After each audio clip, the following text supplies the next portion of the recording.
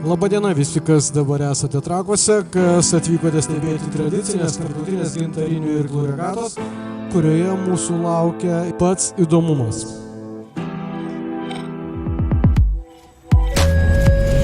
Vienas startas prisideda prie olimpinių žaidynių pasiruošimo ir gintariniai irklai yra neišimtis.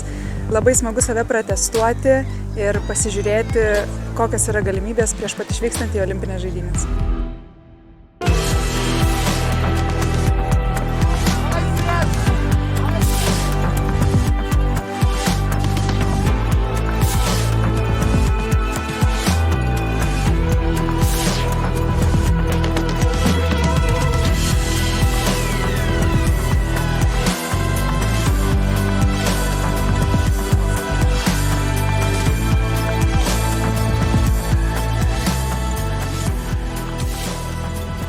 Tai pačios geriausios varžybos namuose, pati didžiausia irklavimo šventė Lietuvoje.